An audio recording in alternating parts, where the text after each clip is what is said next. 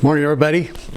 Doors of our church are open today. It's amazing that things, transpire so fast and quickly, and just the whole situation is just always changing.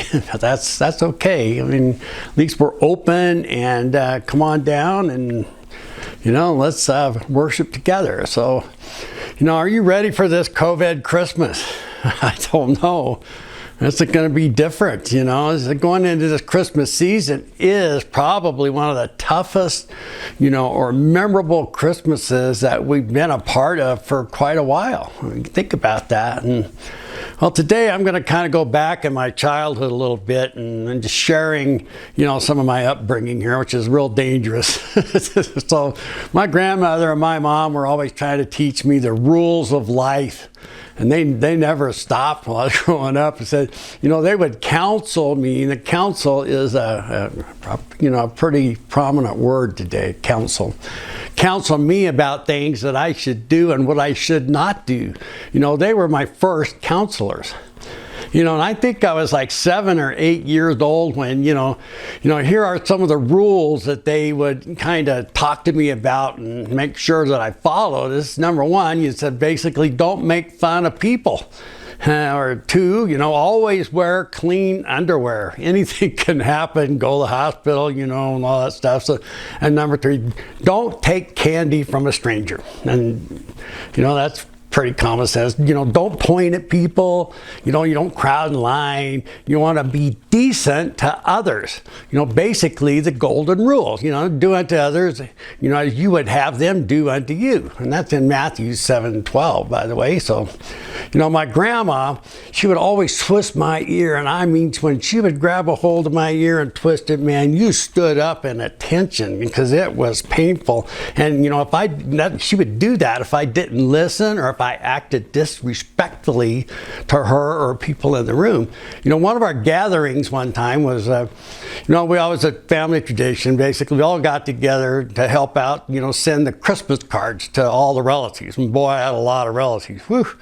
Which is cool, come Christmas, for a couple bucks each one would send you, and it kind of added up. So, my part was to write Merry Christmas from Jackie. And Jackie's a little word I'd like to forget there, but don't tell anybody, okay? And then, my mom would usually write a short note in there, then I was in charge of licking, sealing, and postage stamp, on the cards. And I was also in charge of stringing the cards in the house. All through the house, we had these loops of string that we'd put the Christmas cards on, that we received, on the walls. And it was a tradition. It was really a cool tradition, basically. It just made the whole home look like Christmas. Back then, if you sent a card to someone, they would almost always send one back to you with money in it for the kids. Me, and I was the only child, so it was like lucky day at the races, kinda. I know that there were 60 to 100 cards that would go out. And this was standard back then. All, not just my family, but a lot of families did this. There was no internet or email then. That was a lot of writing and licking and stamping, by the way.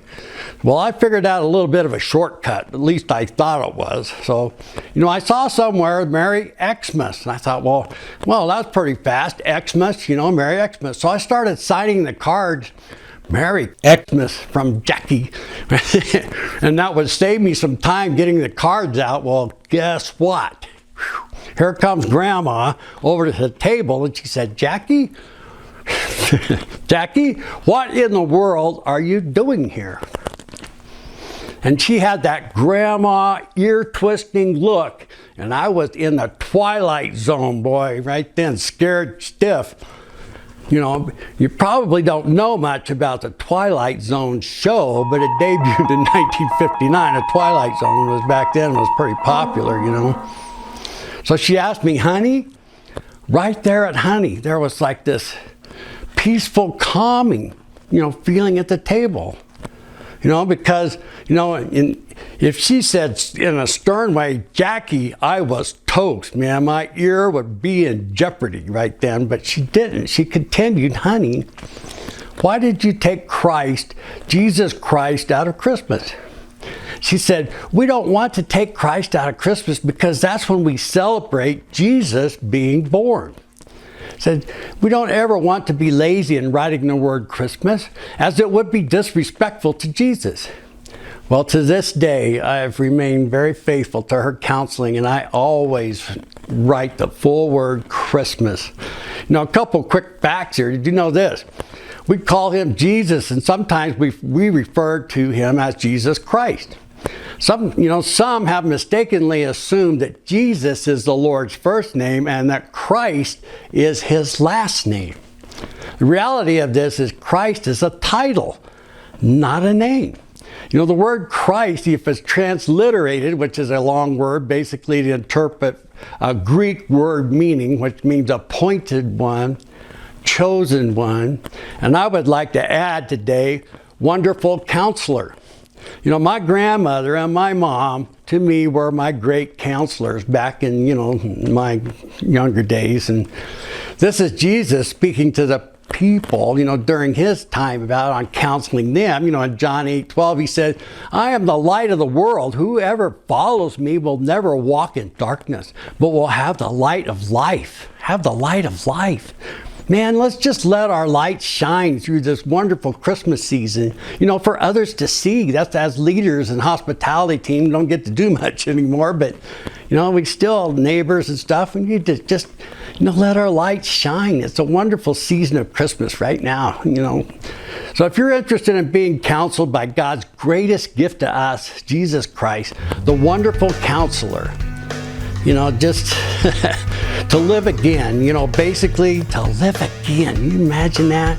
Come see us at the Greeley Vineyard Church. To find a vineyard or find a vineyard church near you, we'll help you find that counselor. And it'll be one of the best things you've ever done, I guarantee you. That's it, folks. I hope you have a wonderful week. And boy, it's getting really close to Christmas. So we will see you next week. Have a great day.